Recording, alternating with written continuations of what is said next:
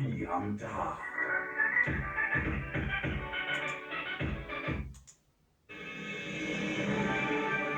Habari kimhutasari ndani ya Mtaani Radio.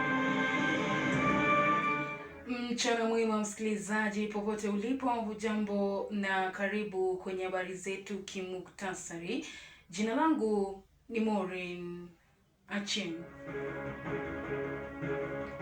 Hivi karibuni chama cha ODM kimeonekana kugawanyika katika mirengo miwili. Kuna mrengo unaoonekana kuunga mkono na kushirikiana na rais unaoongozwa na Oburu Odinga, na mrengo mwingine unasisitiza kuwa chama cha ODM hakipo pamoja na rais unaoongozwa na Winnie Odinga.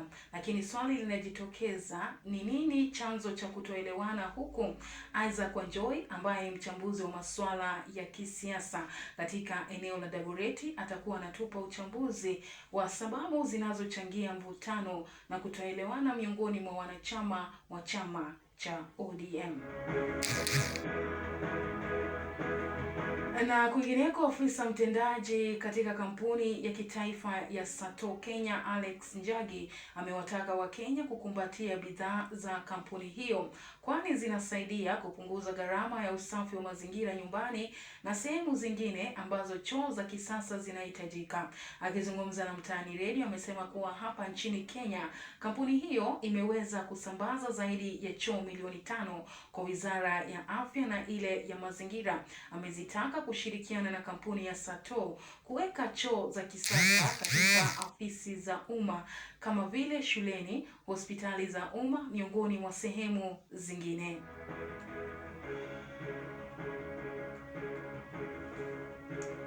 Na mwisho msikilizaji, tume huru ya uchaguzi IEBC yafafanua maandalizi ya uchaguzi mdogo na tathmini ya mipaka kuelekea uchaguzi mkuu ujao wa mwaka 2027. Akizungumza mbele ya wanahabari, mwenyekiti wa IEBC Erastus Ethekon amesema IEBC itafanya shughuli za kuweka mipaka kwa awamu kutokana na vikwazo vya muda bila kuathiri utayarishaji wa uchaguzi mkuu wa mwaka 2027.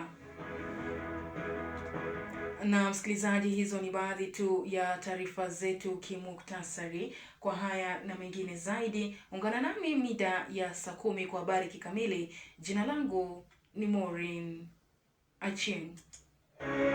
Habari kimhutasari zimeletwa kwako kwa hisani ya Mtaani.